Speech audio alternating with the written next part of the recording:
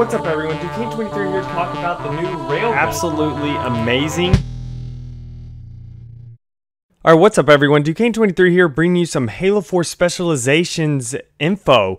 Now IGN's article says that Halo 4 Specializations will change Halo's multiplayer forever.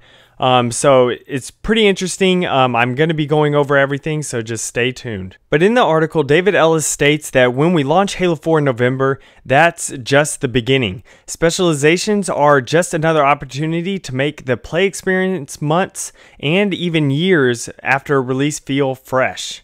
But Specializations give you 10 extra levels worth of goodies to unlock, including 9 levels of cosmetic armor items. Those 9 include armor sets, skins for those armor sets, a weapon skin, emblems, and a visor color. On the 10th level, though the order of what will unlock when isn't finalized yet, according to 343 and Microsoft, you will get your gameplay modification perk, the ultimate prize that you'll really care about. And also, this is pretty important, that 2 of the specializations, Pioneer and Wetwork, will be available at launch.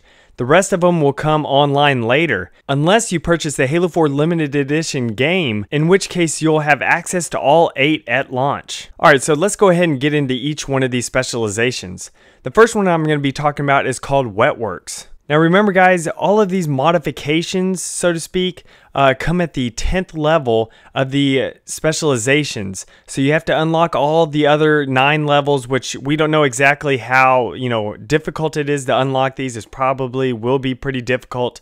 And then you'll get that 10th level, and that's where you get these cool little modifications. Now the Wetworks modification is stealth related, and David Ellis says that when someone's using Promethean vision, they show up on the screen as a big red figure. With this Wetworks mod, you still show up, but the only thing that shows up is your outline. Also, when you sprint, it adds some sound dampening so you don't make as much noise when you do sprint. And also, the assassination animations will happen faster for you, leaving you vulnerable for a shorter duration of time. Now guys, David Ellis did state that, you'll of course still show up on the radar, so that, has nothing to do with this armor modification. Now the next armor modification is called Pioneer. And really, once you hear about what the Pioneer does, most people are probably going to spend most of their time, at least at first, using the Pioneer armor modification, at least trying to get that one, and then once they unlock it, using it.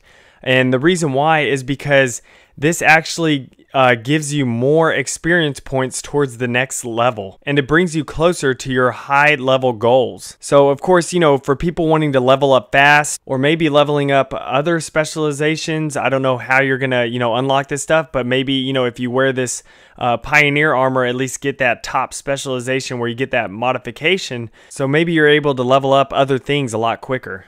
And of course, a lot of people will be thinking of this as some way of, exploiting it in order to get tons of experience, but they have already thought about this. So they do want to tell everyone that, since you can change your loadouts mid-match, but they put in a failsafe. For Fast Track, you only get extra XP for the amount of time you were using it. You can't just turn it on at the end of the match and think you're going to get the extra XP for everything you did in the match. Alright, and so the next specialization is the Engineer. Now the Engineer specialization allows that person that's using it to actually see a weapon drop earlier than anyone else. So he gets a couple seconds before everyone else actually gets to see it, so he's able to run to that location and get there before, everyone else even knows where it's going to drop. Alright, and so the next specialization is called the Tracker. So let's say that you get an ordnance drop while you're using the Tracker specialization, and some grenades, a weapon, and a power-up comes down, but you don't like anything that you see. Let's say you get the Needler, but you wanted, something else like a rocket launcher or the scatter shot or something like that.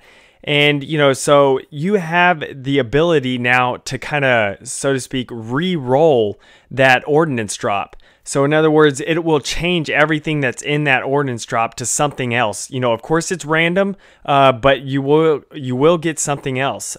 So that's something pretty cool, and I kind of like the way that is. Alright, and so the next one is called the Rogue Specialization. And this one keeps you zoomed in even though you're getting shot. So let's say, you're wearing the Rogue Specialization and you're a sniper and, you're, camped up somewhere or something like that. And, you start shooting at people and they shoot back at you and they hit you. With this specialization, you actually will stay zoomed in. You won't get popped out of the zoom and, so it'll screw up your next shot.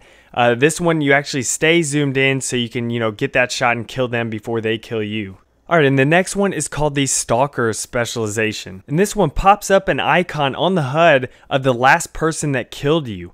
This also applies to attacking enemies as well, making it useful for both retaliation and revenge.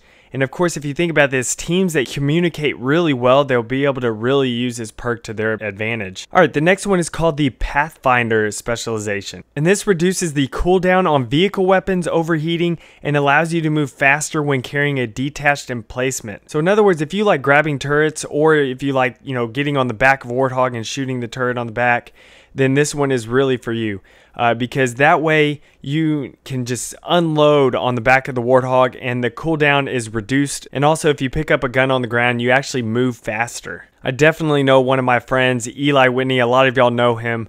He'll probably be using that, at least some, because he is always on the back of my Warthog and I'm always driving. So he'll probably love that specialization. Alright, the next one is called the Operator. And this specialization actually gives you the ability to not exactly override the whole overcharged plasma pistol burst in a vehicle, but let's say you're driving in a vehicle and someone plasma pistols you, it won't necessarily, totally keep you from getting affected by it, but it resists it, at least a little bit to where you won't necessarily stop dead in your tracks.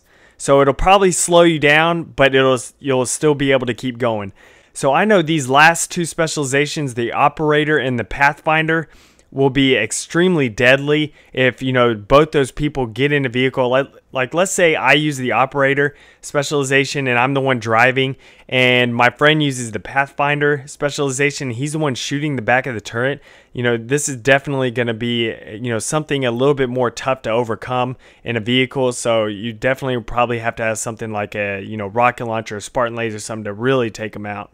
But one thing they did say at the very end of the article that these specializations will not stack. So in other words, if you fill the Warthog full of operators, you won't create a magic invincible ride. It's still as one person being an operator, but it will still work if you have one person as an operator and one person as a Pathfinder. But if you have multiple people of the same specialization inside a vehicle, that won't affect the vehicle. It'll still just be like if there's only one person has it in that vehicle. But pretty much, guys, that's all the information I have for y'all right now. Now, I know a lot of y'all are probably going to be really upset about this, because you're going to be like, oh, they're changing Halo way too much. But guys, leave a comment down below on what you think, but do it in a mature way. Do it to where you give reasons why you don't like it. Don't just, sit there and bash it. Actually give some reasons. And for people who do like this, same thing, give some reasons why you like it. Just don't put on there, I like this. Give some reasons, or also give something, what specializations are y'all going to be using? I know the one specialization that I really can't wait to use is probably the Operator specialization, just for the fact that I am a driver at heart.